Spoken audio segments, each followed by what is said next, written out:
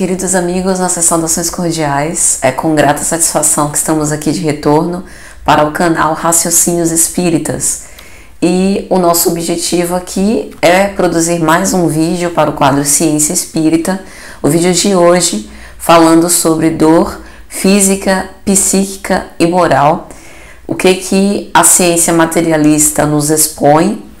E aí nós vamos tentar trazer esses conteúdos dentro das nossas naturais limitações e o que a ciência espírita vem a complementar, a dar subsídios e conhecimentos a mais, a fim de que nós tenhamos mais condição de compreender com maior acurácia, com maior verdade, aquilo que se nos acontece.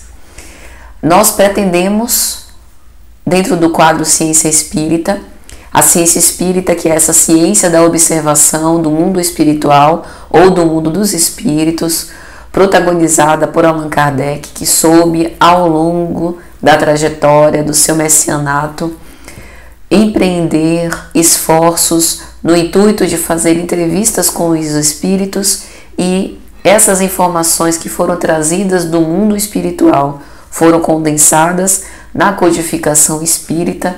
E a partir de então inaugurou-se a ciência espírita, que desde este início, principalmente, notadamente a partir de 1857, só vem se desenvolvendo ao longo do tempo, visando colaborar para o avanço da ciência materialista e incorporar ainda mais conhecimentos ao seu vasto manancial de saber. E nós que nos dizemos espíritas, aprendizes do Evangelho de Jesus, que tentamos colocar em prática e vivenciar a filosofia moral do Cristo, nos debruçamos com toda a boa vontade, com todo o desejo de aprender, para poder concatenar esses saberes e, através do exercício da nossa inteligência, visar estudar e trabalhar para o nosso progresso e para o progresso dos nossos semelhantes. Portanto, a nossa intenção com o quadro Ciência Espírita não é outra, além de reflexionar sobre esses temas que são do interesse da ciência da Terra, ciência materialista, física, medicina, engenharia, biologia, química, e também é de interesse a ciência do espírito, das causas imorredoras, imateriais, transcendentes e imortais. Especificamente no vídeo de hoje, nós queremos responder algumas perguntas. O que é a dor física, psíquica e moral? São todas interfaces ou dimensões de uma dor que tem uma causa ou uma origem única? Ou são realmente dores diferentes que não têm interrelação entre si? A dor, ela é uma prova ou uma expiação? Ela é obrigatória ou pode ser escolhida pelo próprio espírito? A dor física, que tem sensações desagradáveis no corpo físico, ela sempre tem como origem causas do espírito, ou em alguns casos ela pode ser meramente física? De acordo com o poder da mente, então o exercício da vontade do próprio espírito, eu posso anestesiar a dor física? Como isso se dá? Qual é a explicação científica para esse fenômeno? A dor dita psíquica, a dor emocional, ela é ilusória ou é uma dor real? Por que quando a gente recorda uma experiência traumática que aconteceu conosco, muitas vezes a gente acaba recordando com vivacidade as dores e as aflições, com sintomatologias físicas mesmo daquilo que passou? Por exemplo, sudorese, palpitação, angústia, sufocamento. De onde vem esse desencadear? Daí aquela expressão recordar a viver. Isso realmente faz sentido? Como eu posso fazer uma reprogramação mental com o objetivo de eu me lembrar dessas cenas exatas sem que eu tenha este sentimento de mal-estar ou sensação desagradável? E isso tem tudo a ver com o nosso significado para o perdão, que é relembrar aquele acontecimento, aquele fato e mudar as emoções ao relembrar disso. E quando nós pensamos, por exemplo, num suicida que continua sentindo as repercussões das dores físicas, principalmente do ato de assassínio contra si mesmo, que o tempo inteiro fica se repetindo na sua cabeça. De onde vem essa dor viva? Porque o suicida, por exemplo, ele continua a se queixar de que está sangrando, de que está perdendo muito sangue, de que os cortes foram muito profundos, de que a bala dentro do ouvido provoca uma dor insuportável. De onde vem essa dor se ele já perdeu o corpo físico, morreu para o corpo? Então, todos esses questionamentos nós tentaremos de uma forma muito despretensiosa responder e esquadrinhar aqui hoje.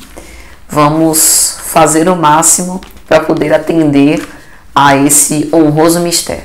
Primeiro, é interessante que nós possamos investigar qual o significado de dor. Primeiro, dentro do próprio dicionário. No dicionário, na maioria das traduções dos autores, geralmente faz-se uma distinção entre a dor física e uma dor que é chamada dor emocional. Ambas são tipos de dores, mas têm repercussões e definições sumamente diferentes. Então, por exemplo, uma definição trazida pela medicina constante nos dicionários de dor é: de acordo com a medicina, toda e qualquer sensação penosa, desagradável, causada ou produzida por excitação de terminações nervosas sensíveis a esses estímulos e classificada de acordo com seu lugar, tipo, intensidade, periodicidade, difusão e caráter. Ou seja, dor aqui é uma repercussão penosa no corpo físico que na verdade é desencadeada por conta de transmissões nervosas. Então a dor, na verdade, ela nasce no sistema nervoso central ou periférico, que dá esse sinal de dor para avisar que há algum desequilíbrio em alguma parte do nosso corpo. Então por isso que a dor ela tem uma localização específica, ela é de um tipo específico e ela tem uma intensidade diferente. Essa intensidade da dor é uma percepção individual do próprio sujeito. Por isso que a gente diz, fulano de tal não consegue aguentar a dor. Fulano de tal tem uma sensibilidade emocional excessiva em relação à dor que pode suportar. Então, para o mesmo tipo de corte, vamos supor, fulano de tal, para ele vai narrar aquela sensação penosa, a percepção dele, com tintas bem mais específicas, ainda que em termos médicos, digamos assim, a intensidade da dor seja a mesma para outra pessoa. Ou seja, trocando em miúdos, a intensidade da dor ela nunca é a mesma para diferentes pessoas, porque aqui entra a abordagem emocional individual do sujeito que vai dar a sua manifestação, a sua opinião com respeito àquela sensação desagradável que está sentindo. Cada um sente de uma forma diferente. O segundo conceito, relacionado e buscado ainda dentro do dicionário, nos diz que dor é mágoa sofrida por desgostos do espírito ou do coração, sentimento causado por decepção, desgraça, sofrimento ou morte de um ser querido, dentre outros. Ora, nem todos nós, ao termos a morte de um ser querido, sentimos dor, exatamente. Ou nem todos nós sentimos essa dor em graus iguais. Ou ainda, a depender do vínculo afetivo, que nesse caso da morte nós tínhamos com uma determinada pessoa. Por exemplo, se for a nossa mãe, é lógico que a dor que a gente sente, em geral, é muito maior do que se for um primo distante de terceiro grau. Porque a ligação afetiva, o laço, a convivência, a emoção por trás daquele sentimento é sumamente diferente. Então, nesse ponto, a gente começa a considerar a dor sob o ponto de vista emocional. Uma dor emocional, uma dor causada pela percepção pura e exclusivamente do sujeito, que pode até ter repercussões no corpo físico, mas isso é relegado à segunda instância. A causa básica é uma emoção. Então veja que interessante, quando ele fala de mágoa, a mágoa ele é um conceito sumamente subjetivo.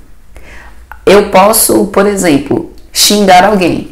Esse xingamento pode ser irrelevado para uma determinada pessoa, principalmente se a pessoa tem maturidade, experiência de vida, se já está habituada a lidar com pessoas mal educadas Então ela vai desenvolvendo uma espécie de robustez e de tolerância àquele tipo de comportamento enfermiço, que é ser xingado, que é ser ultrajado.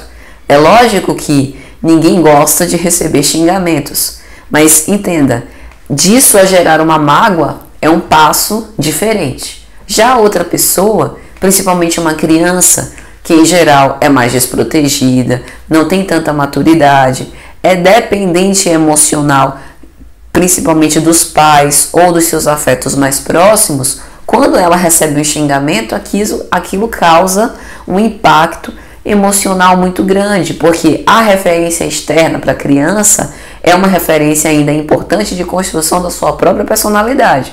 Então, se eu xingo uma criança, a repercussão disso é muito maior, principalmente se eu estou guardada na memória afetiva da criança, ou seja, se eu, para a vida da criança, tenho uma presença importante. Por exemplo, se eu sou mãe dessa criança, ou até se eu sou tia, ou se eu sou uma amiga muito próxima que convivo diariamente com ela. Há ali um laço de confiança e ela o tempo inteiro está projetando em mim conteúdos para que eu ajude ela a desenvolver a personalidade que ela vai lograr ao longo do tempo. Então veja que o conceito de mágoa aqui é um conceito subjetivo, depende das condições de vida, da maturidade, das experiências, varia de pessoa para pessoa. Se a pessoa tem um transtorno de personalidade, por exemplo, transtorno de personalidade limítrofe ou borderline, ela vai reagir com bastante infantilidade, vamos dizer assim, a esse tipo de ultraje.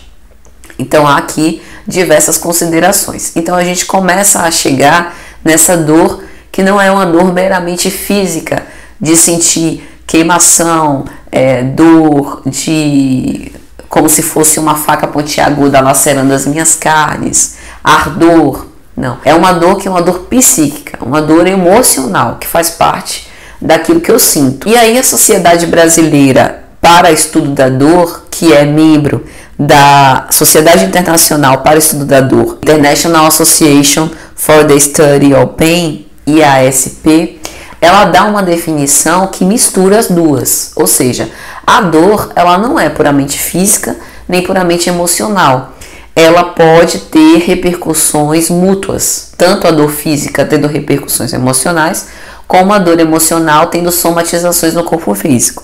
Então, o que é que a Sociedade Brasileira nos diz? Dor é uma experiência sensitiva e emocional desagradável. Então, no momento em que eles dizem que a dor é uma experiência sensitiva, ele está falando aqui de sensibilidade causada pelo sistema nervoso central e periférico.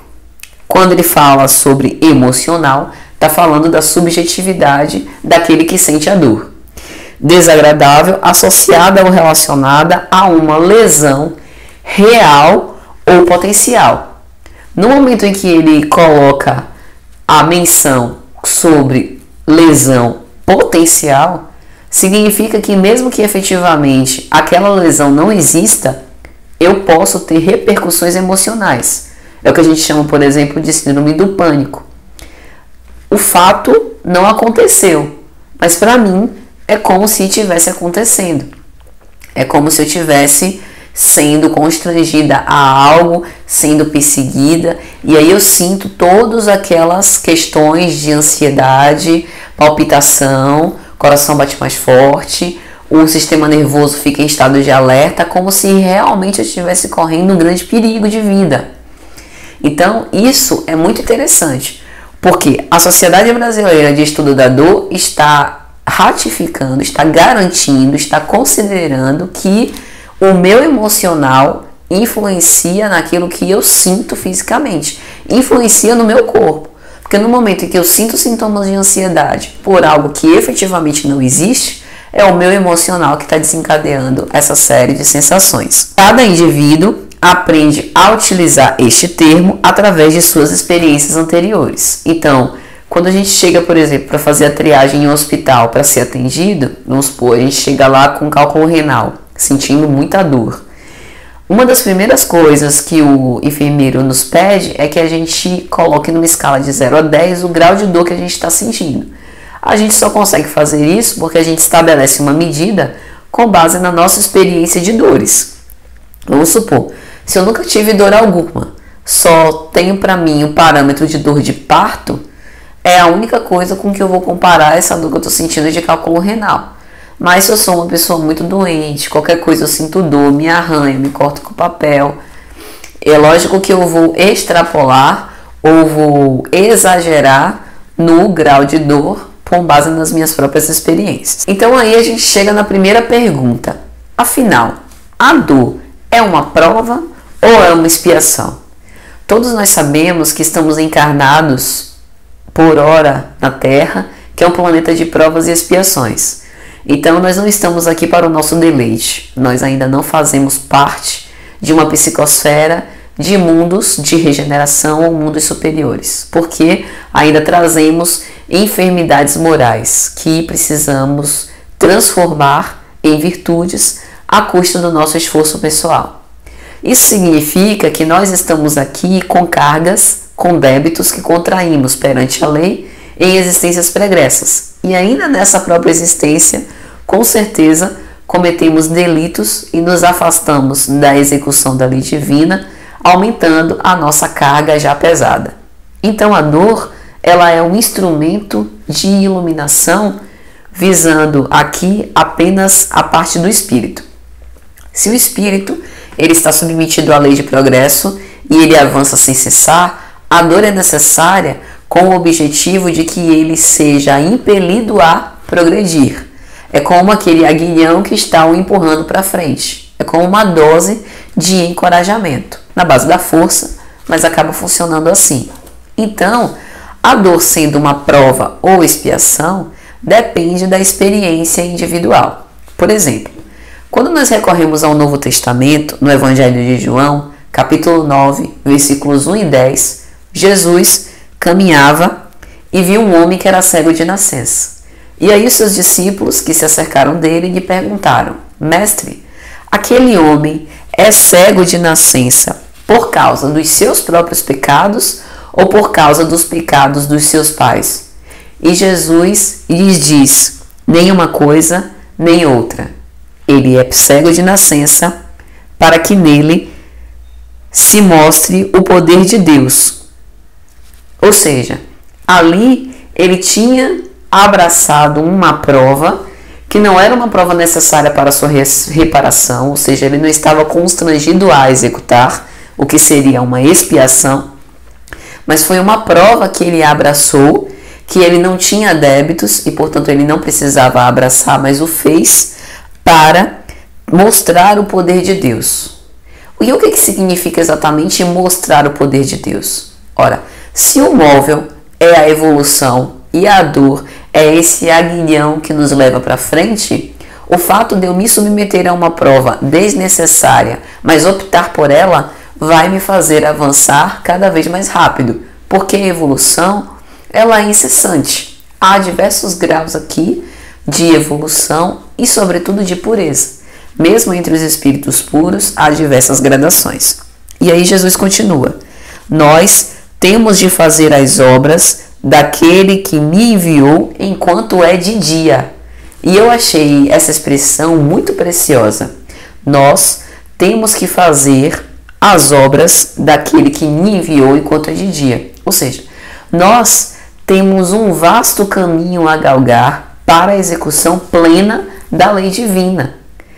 Em outras palavras, a evolução ela é infinita.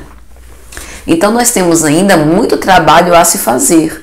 Eu não preciso apenas esperar para as provas que eu tenho que executar ou ser constrangida a expiar para que eu possa evoluir. Eu posso evoluir de boa mente, com base nas escolhas pelo caminho correto.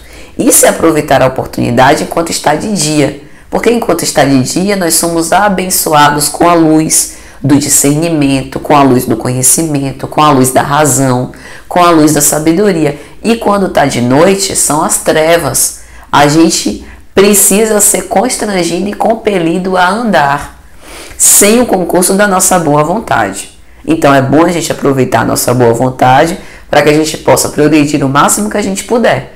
essa lição de Jesus é preciosa e não para por aí.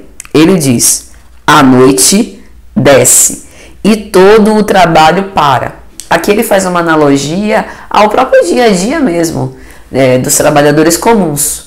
Quando amanhece e o dia raia, em geral nós começamos o nosso dia de trabalho. Quando vai entardecendo, anoitecendo, a gente começa a desacelerar. É o momento que, em geral, a gente volta para casa. Quem tem outros afazeres é o momento que vai se dedicar a esses outros afazeres, né? Seja uma academia, seja ir para a faculdade, seja ir para o centro espírita ou para outros locais, ir para casa para brincar com seus filhos. Então, esses momentos de quando cai a noite, em geral, é o momento que a gente tem para desacelerar a nossa marcha. E é aí que, em geral, o trabalho para. Então, que a gente, em outras palavras, não deixe de aproveitar as oportunidades que a vida nos dá, enquanto a gente está cheio de energia, está cheio de vitalidade, está cheio de boa vontade para fazer, porque vai chegar um momento que nós seremos cobrados com respeito aos recursos e os talentos que nos foram emprestados e que a gente vai precisar parar para prestar contas. E Jesus continua ainda: mas enquanto estiver aqui neste mundo, eu sou a luz do mundo. Ou seja, Jesus colocava-se, não ele enquanto pessoa, mas ele enquanto espírito transcendente, como aquele potencial iluminativo, o guia e modelo para que todos pudessem seguir o seu exemplo. Não era exatamente uma exaltação pessoal, mas ele buscava mostrar, através de provas e fatos, de que seguir aquelas ações e a forma, a filosofia moral que ele apresentou era o melhor modo da gente avançar o mais rápido possível, seguindo a lei divina e buscar o nosso próprio aperfeiçoamento com base na nossa responsabilidade pessoal. E aí, principalmente dentro da doutrina espírita, existe uma diferença bem singular com respeito àquilo que é dor e aquilo que é sofrimento. A dor, como nós dissemos, é o aguilhão que vai nos impelir para frente com o objetivo de nós marcharmos rumo ao progresso e à evolução. É o próprio móvel da evolução. A própria reencarnação, que é o móvel da progressão espiritual, não deixa de ser uma dor, porque nós voltamos para a vida corporal. Então, é como se nós, que gozávamos de plena liberdade no mundo espiritual, vestíssemos temporariamente um escafandro, nos deslocando com muita dificuldade, sofrendo as penas de estar jungidos num corpo físico que acaba tolhindo a nossa liberdade, mas essa é a oportunidade imperdível a fim de que nós possamos transformar as nossas imperfeições morais. Já que nós cometemos delinquências no corpo físico, é importante que nós provemos, através de experiências do corpo físico de novo, que nós conseguimos suplantar ou sublimar esses antigos débitos, essas antigas imperfeições, transformando-as. Então há aqui uma diferença muito grande entre passar pela dor e sofrer. Sofrer é uma repercussão do próprio sujeito, porque no momento em que eu passo por uma dor e eu sei da razão que está por trás de eu passar por aquela experiência, eu não sofro, porque eu sei que aquela experiência é necessária para o meu aprimoramento moral. Então eu enfrento aquilo com coragem, sei que é a lição necessária e eu me esforço para aprender o mais rápido possível, a fim de que eu tenha experiências melhores, mais tranquilas e mais felizes. E o sofrimento, ele está descrito principalmente na obra Céu e Inferno, no capítulo 7, quando Allan Kardec vai falar do Código Penal da Vida Futura. No item 10 ele diz assim: o espírito sofre a pena das suas imperfeições, seja no mundo corporal, seja no mundo espiritual. Em outras palavras, nós só sofremos porque nós somos imperfeitos. Então, se nós não quisermos mais sofrer, é simples. É só nós transformarmos as nossas imperfeições em patrimônios do espírito, em virtudes. E aí ele continua: pela natureza dos sofrimentos, pode-se julgar da natureza das faltas cometidas. E aí, quando nós vemos as provas aos quais nós estamos impostos, seja um karma de solidão, seja o fato da gente estudar, se dedicar para ser rico e nunca conseguir ter essa abastança material, seja o fato das pessoas em geral não compreenderem aquilo que a gente queira fazer, por mais boa intenção que a gente tenha em ajudar, qualquer tipo de limitação, a gente já pode ter um indício das faltas que nós cometemos. E além disso, no item 17, Allan Kardec volta a esse assunto e diz: a expiação consiste nos sofrimentos físicos e morais. Então o que acontece? Na expiação, nós somos constrangidos a passar por aquelas experiências. Se nós estamos sendo constrangidos é porque não fomos convencidos ou evangelizados ainda, que é uma reflexão íntima, pessoal, intransferível do próprio espírito, com o objetivo de aceitar de boa mente, nos submeter àquelas provas e superar. Então nós estamos na base da força mesmo. Se nós estamos na base da força e não compreendemos essas razões superiores dos desígnios de Deus ao nosso respeito, lógico que a gente sofre. E a gente sofre porque a gente ainda está muito carregado de imperfeição e não tem uma boa dose de compreensão para poder entender o motivo pelo qual a gente sofre. Então aí fica claro que o fato da dor ser uma prova e expiação depende desse grau de aperfeiçoamento do espírito e do tipo de circunstância de experiência pela qual ele passa. Aí nós pensamos em outra questão. A dor física, enquanto sensações desagradáveis e penosas, tem a causa no espírito? E aí nós precisamos recorrer ao Livro dos Espíritos. Desde abril de 1857, Allan Kardec, num trabalho minucioso junto à espiritualidade superior, que respondeu a todos os seus questionamentos, colocou algumas questões que são dignas de nota, que são questões especiais em O Livro dos Espíritos, que são questões que são ensaios teóricos. Um desses ensaios teóricos mais brilhantes, sem dúvida, é a questão 257, ensaio teórico sobre as sensações dos espíritos. E aí na questão 257, Allan Kardec vai discorrer exatamente sobre isso. Ele já inaugura a questão com uma reflexão preciosa. O corpo é instrumento da dor e, se não é a sua causa primeira, pelo menos é a causa imediata. Quando Allan Kardec afirma isso, através de uma reflexão preciosa, ele nos diz que o corpo ele é instrumento. Se ele é instrumento, ele não é a causa básica, mas é através do corpo que nós sentimos a dor. Ora, o espírito, no mundo espiritual, está gozando de plena liberdade e carrega, mesmo que gozando de plena liberdade, os seus patrimônios, sejam as suas virtudes, sejam as suas imperfeições.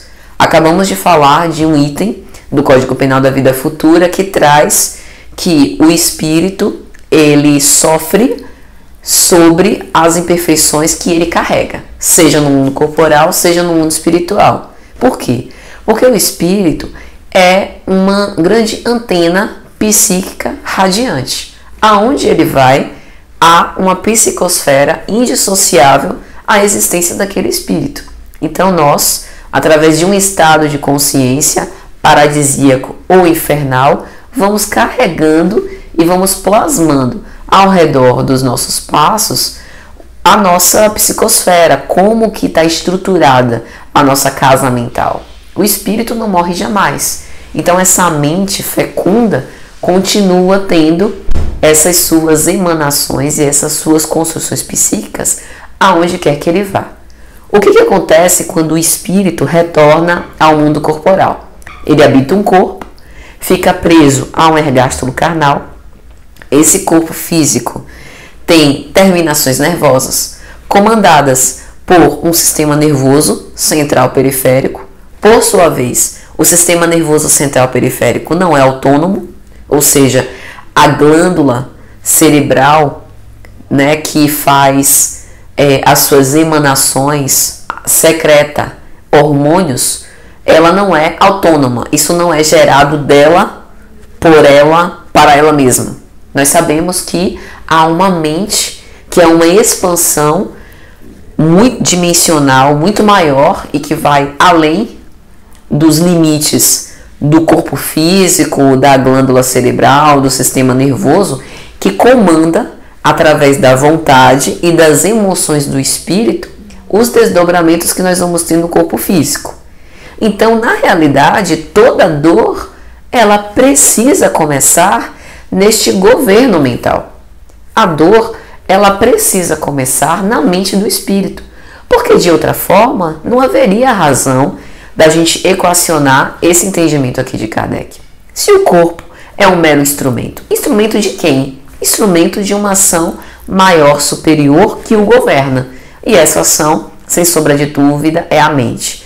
O espírito em toda a sua pujança, nos seus querer, nos seus sentimentos, nas suas emoções, naquilo que carrega, nas suas vivências. E aí Kardec vai dizer que como o corpo é um instrumento da dor, e se não é a sua causa primeira, pelo menos é a sua causa imediata. Então, por exemplo, se a gente pensar num arranhão, um arranhão ele não teve como causa algo do espírito. O arranhão foi provocado por um agente externo. Passei em algum lugar ou tive contato com alguma superfície áspera demais ou algum elemento cortante, pontiagudo, me feri. Então, a causa foi algo físico, que teve uma repercussão física. Isso pode até ter uma repercussão emocional. Através disso, sei lá, se infeccionar e eu contrair, vamos supor, uma doença como tétano, e isso pode me levar à morte. Então isso tem uma repercussão emocional bastante contundente, né? O fato de eu ficar doente, acamado, sem poder me defender, né, de ter a minha ação na vida limitada, não poder trabalhar, não poder me dedicar às minhas atividades, preciso ficar com o dedo parado, isso me causa algum prejuízo. Imagine se eu trabalho com as minhas mãos, se eu sou artesã, não posso trabalhar, enfim, entende? Então não necessariamente essa dor vai ter uma causa básica primeiramente no espírito, mas ainda que não seja, é muito provável que hajam repercussões.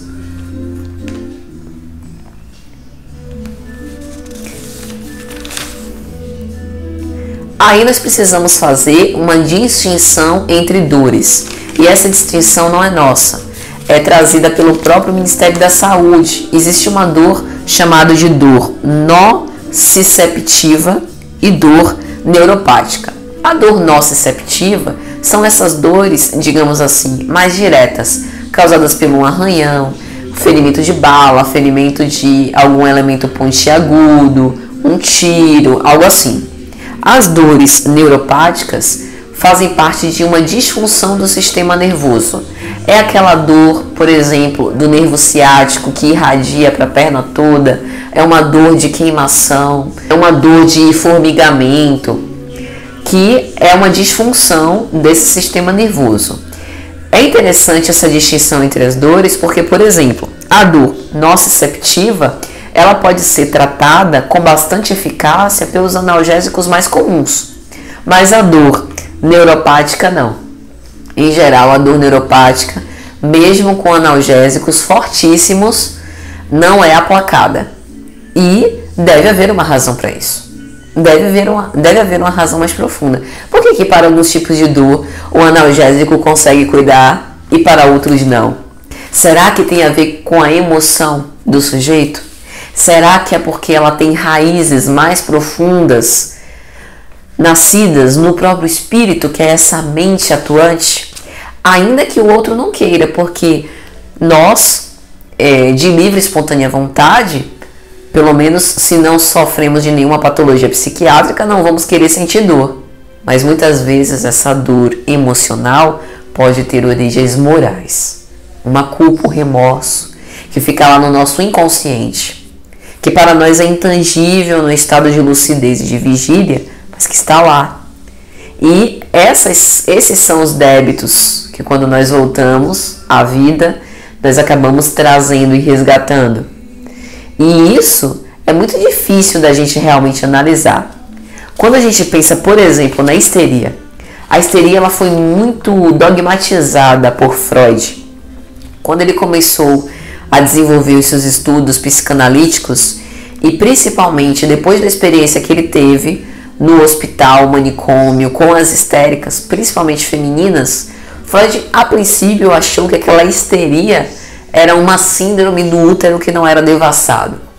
Mas essa histeria, enquanto psiconeurose, que acaba tendo somatizações no corpo físico, atinge também o público masculino, coisa que ficou sendo mais clara depois.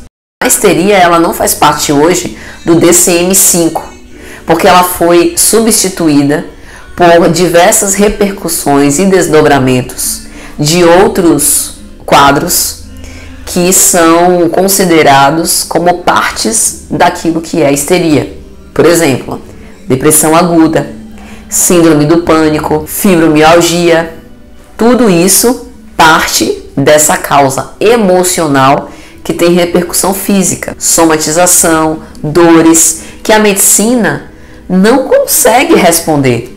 Uma pessoa, por exemplo, que sente fibromialgia, a dor é crônica, varia de grau de intensidade de sujeito para sujeito, veja a questão emocional, a questão individual do sujeito. É uma dor que é de dificílimo diagnóstico, saber a causa da fibromialgia, e cujo tratamento ele não é essencialmente ou puramente medicamentoso. Há diversas terapêuticas acessórias que são utilizadas, desde acupuntura, a alongamento, massagem, atividade física para melhorar a liberação de endorfina, a sensação de prazer, até atividades de lazer que movimentem, que mobilizem a interação social. Enfim, é uma patologia que tem razões, causas emocionais e que dentro da medicina não tem uma cura contundente e cuja terapêutica paliativa ainda é bastante aquém daquilo que seria esperado para aplacar essa dor. E aí nós pensamos numa outra questão. A dor psíquica ou emocional, ela é ilusória ou ela é real? Isso é interessante. Se nós acreditamos que o espírito é o princípio inteligente do universo, questão 23 do Livro dos Espíritos, nós acreditamos que nós somos essa antena radiante, essa antena psíquica que está espraiando e está se conectando com outras mentes através dessas emanações mentais, vibrando junto naquela mesma frequência com outras mentes. É a nuvem de testemunhas, como o apóstolo Paulo já asseverara em uma de suas epístolas. Então, para a realidade do espírito, aquilo que o espírito pensa, aquilo que povoa sua mente, é produto vivo. No momento em que nós pensamos em algo, nós plasmamos mentalmente aquilo. E aquilo passa a ter uma forma, passa a ter cor, passa a ter cheiro, passa a ter vida própria. Não é que nós estamos formando espíritos pelo pensamento, não é um espírito, mas é uma matéria condensada, uma matéria plasmada, matéria mental, que André Luiz, na sua coleção A Vida no Mundo Espiritual, já desdobrou isso com bastante rigor de detalhes. Então, realmente é uma matéria viva. Ora, se é uma matéria viva, é lógico que isso não é ilusório. Isso é real. Mas real para quem? Nós, no corpo físico, não temos instrumentos capazes de medir e de detectar a quantidade de massa de uma matéria mental. Pelo menos não os equipamentos mais costumeiramente conhecidos. A gente não pode pesar a matéria mental. Por exemplo, vou pensar na minha mãe e aí eu plasmo essa imagem na minha mente, pego essa imagem e coloco numa balança. Não vai funcionar.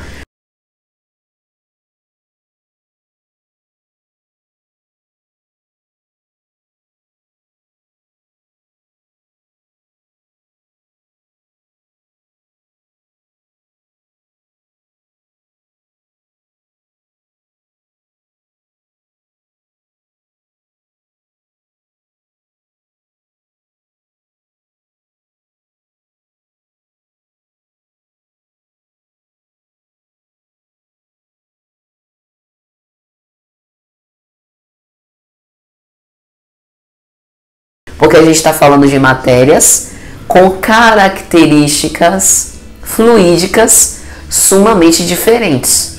Então, sob esse ponto de vista, é imaginário, porque para o mundo físico eu não consigo pegar, não é concreto, mas existe, tem força, existe sob outra dimensão, sob outro panorama.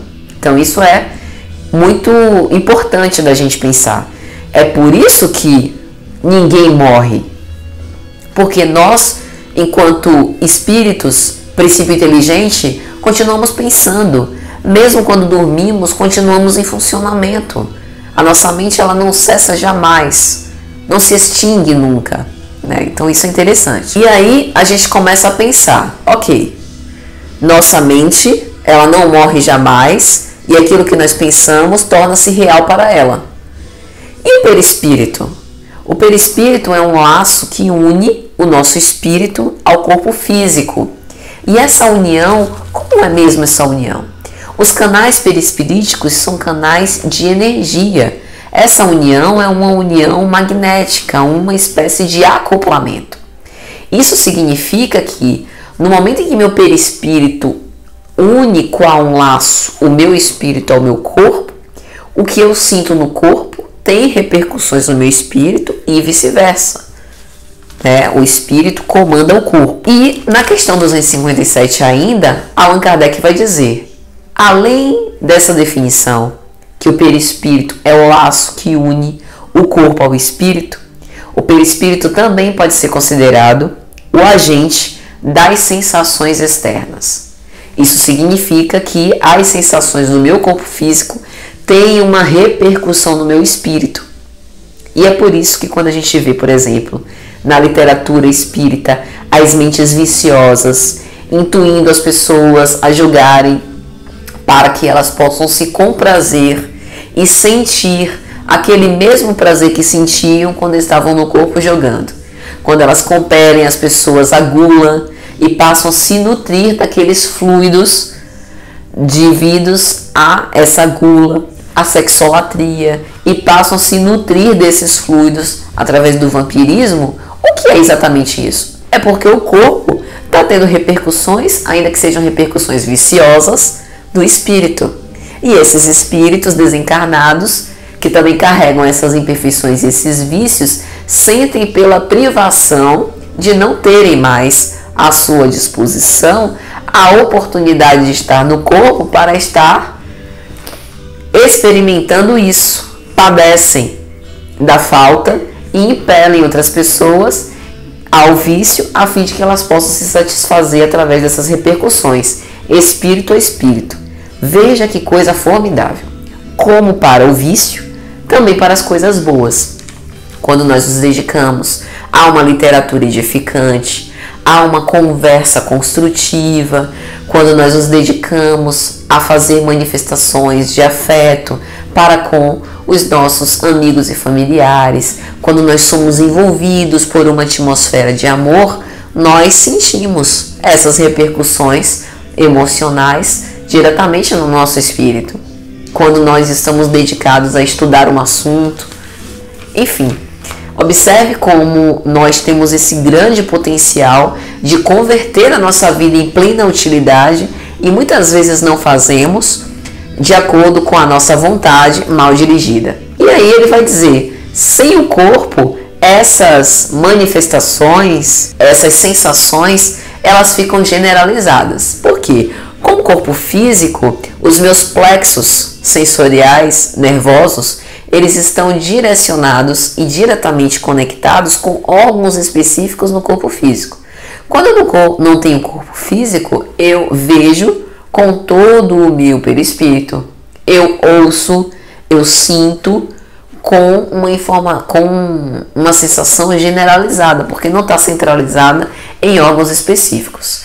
E o que vocês acham que acontece nesses casos? Dá uma maior vivacidade àqueles sentimentos. Porque se eu não ouço só com os ouvidos, não fica centralizado, ouço, por exemplo, com o meu perispírito todo, com o meu corpo perispiritual todo, isso dá mais vivacidade àquelas cenas. Então, para mim, se torna ainda mais real. Então, por exemplo, quando o espírito ele é desencarnado, quando ele já se despojou completamente, né, do seu envoltório corporal, e ele continua sentindo uma dor, qual a origem dessa dor? A dor não é mais corporal, porque ele está sem um corpo físico. A dor, por exemplo, se ele sente calor ou frio, também não é essencialmente moral, porque não é um remorso, não é uma angústia, não é culpa, é frio ou calor. Mas se ele não tem corpo físico para sentir frio ou calor, que são sensações físicas, de onde vem isso? E aí Kardec vai explicar. É um vago sentimento íntimo com repercussão não localizada e muitas vezes penosa. Quando nós sentimos calor, queremos nos refrescar. Quando nós sentimos frio, queremos nos aquecer. Mas quando isso é sentido pelo espírito, qual o cobertor que a gente vai utilizar? Qual o ventilador que vai aplacar o nosso calor? Entende?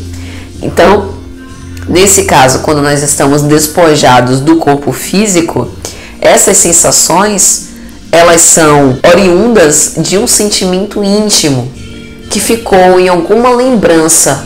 De onde vem essa lembrança? Da memória integral, da mente do próprio espírito, que registrou aquela impressão. Então, quando nós vivemos momentos felizes, registramos aquela impressão, como se tivesse sido carimbado.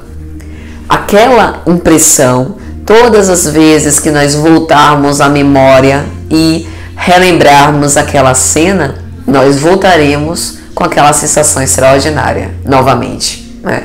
Isso é muito interessante. E aí nós poderíamos pensar numa outra questão. Há alguma forma de aplacar a dor com base no controle mental?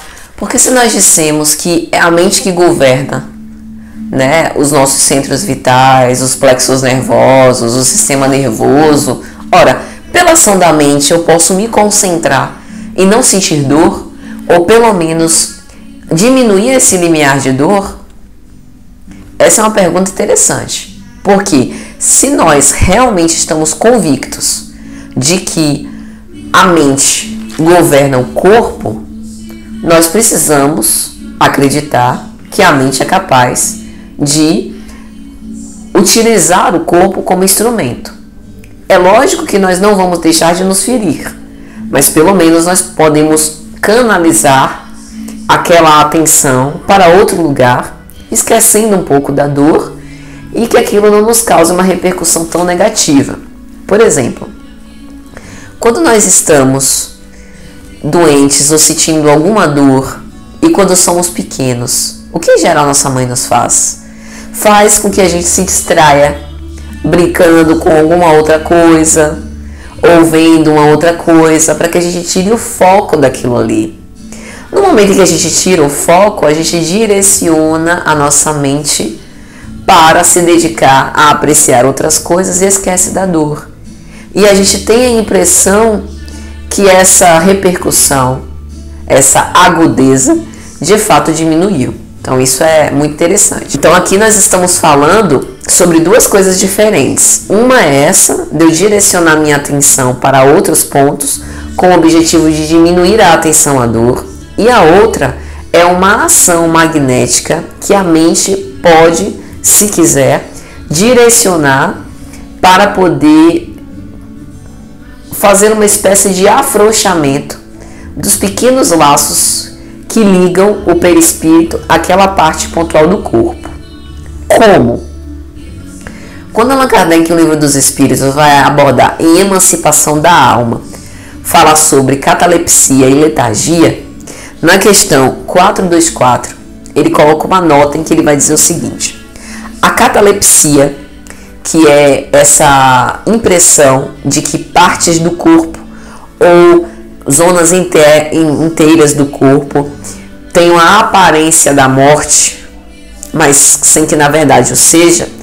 Então a catalepsia é algumas vezes espontânea, mas pode ser provocada e desfeita artificialmente pela ação magnética.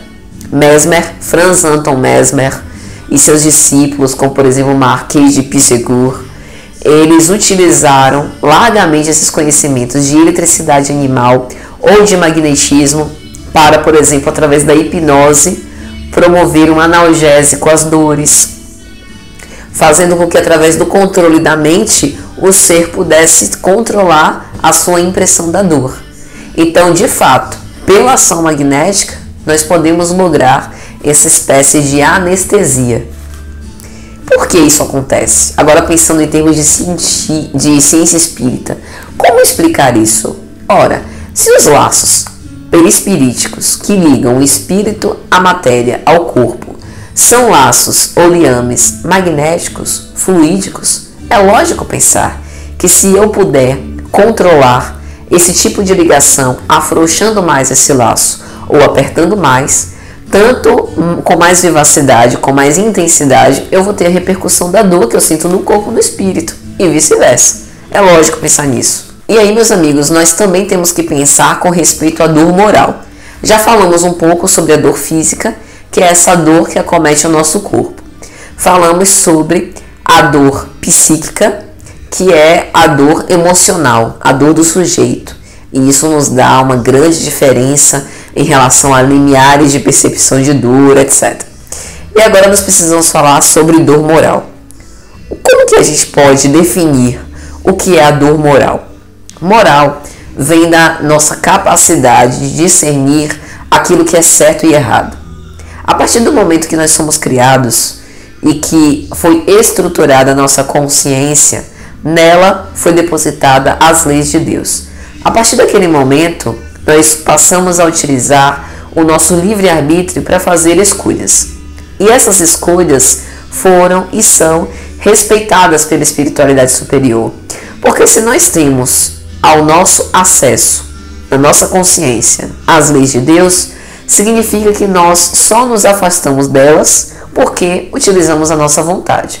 Utilizamos o nosso livre-arbítrio para fazer algo de acordo com a nossa vontade e não de acordo com a vontade divina, e não de acordo com as leis de Deus. Então, por exemplo, uma pessoa que é abandonada em tenra idade, na infância, pelos seus progenitores, e que é órfão de pai e de mãe, mas que de acordo com a compaixão, pelo amor compadecido de, por exemplo, um casal que não pode ter filhos, recebe-o em seu seio, em seu lar, e lhe dá carinho e amor.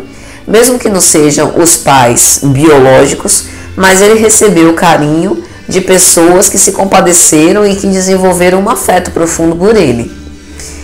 Se essa pessoa mais tarde ela se rebela, ingrata em relação ao carinho que ela recebeu e passa a se afastar de toda e qualquer pessoa que se acerque dela, achando sempre que as pessoas vão deixá-la, aquilo pode ser um traço de personalidade desenvolvido com base na sua autodefesa, mas no fundo, embora tenha raízes emocionais difíceis da gente lidar e da gente contornar, foi uma escolha do sujeito. Por quê? Porque há pessoas que passam pela mesma experiência de serem abandonadas em tenra infância e que são recebidas em outras famílias, né, no seio familiar de outras pessoas, ali tratadas como filhos, com excelentíssimo amor, amor esse que talvez nem teriam pelos pais biológicos e que conseguem viver bem, montar as suas próprias famílias, né, seguir com essa estrutura sólida, tendo aí um bom referencial de vida e construindo isso, passando isso adiante. Então, na verdade, o que foi que diferenciou um caso de outro? Temos aqui duas pessoas que passaram pela mesma experiência, mas tiveram desdobramentos diferentes. O que mudou? O espírito. Mudou a pessoa que esteve protagonizando cada uma das situações. Então, somos nós, com base nas nossas escolhas, nas experiências de vida, na nossa vontade, que na verdade esculpimos o nosso futuro. Então, a dor moral, ela vem justamente desse contrassenso. É como se nós fôssemos prisioneiros, réus e juízes em nossa própria causa. Porque nós somos os culpados por termos delinquido, cometido mal. E nós também somos os juízes, porque a lei de Deus está esculpida em nossa consciência e nós nos condenamos. Essa é a dor moral. Quando nós fazemos o mal e nos condenamos. Mas veja que o complexo aqui de culpa e de remorso tem um objetivo pedagógico muito importante: constatar o erro. Porque no momento em que nós estamos engolfados pelo nosso próprio ego, é como se nós anestesiássemos a consciência naquele breve momento e fingíssemos que fosse outra pessoa, que a gente não está ouvindo, que a consciência está dizendo que está errado. Mas mais tarde, quando a gente se aquietar, aquele peso da consciência, como a gente costuma dizer popularmente, chega. E aí nós somos alvejados pelo remorso, pela culpa. Mas ficar remoendo culpa e remorso não é pedagógico. Não vai nos levar a lugar nenhum. Só vai acabar extenuando as nossas capacidades, os nossos potenciais de trabalharmos em prol do bem e em prol do nosso próprio progresso e dos nossos semelhantes. Então, para que a gente sente culpa? Para que a gente sente remorso? Se é algo completamente contraproducente, com o único objetivo de detectar: você errou. Para quê? Para o arrependimento.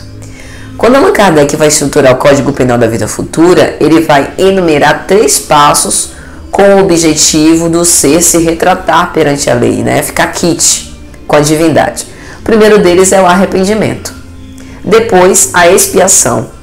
Ou seja, o espírito ele é constrangido a expiar física ou moralmente. E o que é essa expiação moral?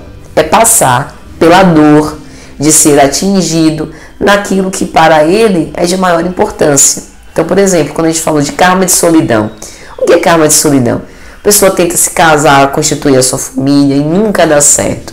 É uma pessoa maravilhosa, faz o bem, trata as outras pessoas bem, é segura, tem algo bom a oferecer, ama muito as pessoas, mas por alguma razão nada dá certo. Qual o objetivo? O que há por trás disso? O karma de solidão. Pode ter, e há uma grande chance de que isso tenha acontecido, que em existências pregressas, essa pessoa tenha tido os recursos à sua disposição, seja os recursos de um casamento familiar, de uma estrutura familiar, a maternidade ou a paternidade, tenha conspurcado, ou tenha abandonado, ou tenha adulterado, ou tenha promovido aborto, enfim, tenha feito algum tipo, tenha menoscabado. E aquilo que nós malbaratamos, nós vamos sentir falta no futuro. O que hoje nós sentimos falta foi porque nós malbaratamos outrora. Então a dor moral é justamente este alerta da nossa consciência, dizendo: olha, você está passando por isso, não é porque você é inocente, está sendo injustiçado. É porque você realmente tem culpa no cartório. Então, se console. Você está passando pela aflição necessária com o objetivo de você chegar no terceiro ponto. Falamos de 3: arrependimento, expiação e reparação. A reparação é justamente essa oportunidade que a gente tem de, entendendo o motivo pelo qual a gente delinquiu, tendo se arrependido e tendo passado obrigatoriamente, por essa situação de escassez de recurso, vamos supor uma analogia como se fosse uma seca, agora a gente tem um campo pronto para poder semear e frutificar e colher aí bons frutos, Então isso é muito importante e muito interessante para nós. Um outro detalhe é que essas experiências elas são em si neutras. Por exemplo, para uma pessoa ficar sozinha pode ser um martírio. Tudo que ela mais queria na vida era ter uma família rodeada de gente. Tem outras pessoas que ter uma família rodeada de gente é um martírio. Tudo que ela queria era ser sozinha no mundo para não precisar dividir a casa com vários irmãos ou com várias pessoas. Então as situações são em si neutras, valendo para cada caso. O que é interessante da dor moral é justamente o que a gente tem prescrito em O Evangelho segundo o Espiritismo, capítulo 6, o Cristo Consolador. O que a gente tem lá? Bem-aventurados os aflitos, pois estes serão consolados. Sabe que esse sofrimento auxilia o seu adiantamento, o aceita sem queixas. Como trabalhador, aceita o serviço que lhe assegura o salário. Esse é o aflito que será consolado, porque sabe porque sofre. Então, meus amigos, já caminhando para o final, Agradecemos penhoradamente a atenção de todos, esperando que esse conteúdo tenha sido de alguma sorte útil. O nosso objetivo aqui hoje foi falar sobre dor física, emocional, moral, a fim de que nós pudéssemos compreender melhor isso que a gente sente, as repercussões no nosso mundo íntimo, no nosso espírito, no nosso corpo físico e, sobretudo, para que nós pudéssemos falar de Jesus, que é o médico das nossas almas. Toda dor essencialmente nasce de uma emoção transviada, desvairada, que acaba tendo repercussões, dores profundas, que podem ser curadas através da nossa conduta edificada no bem, de nós remodelarmos antigas ações e posturas e agora prosseguir intimoratos para a construção de um futuro mais ditoso e feliz para nós e para os nossos semelhantes, a fim de que nós tenhamos repercussões morais apenas positivas ou no mais das vezes positivas, e que, se a vida nos apresenta uma causa de sofrimento, que aceitemos de boa mente, que aceitemos sabendo que não somos injustiçados, que cavamos essa necessidade de expiação e que no futuro teremos a oportunidade de reparar e de poder fazer bem melhor agora, cônscios do nosso dever. Um grande abraço a todos e até a próxima, se Jesus permitir.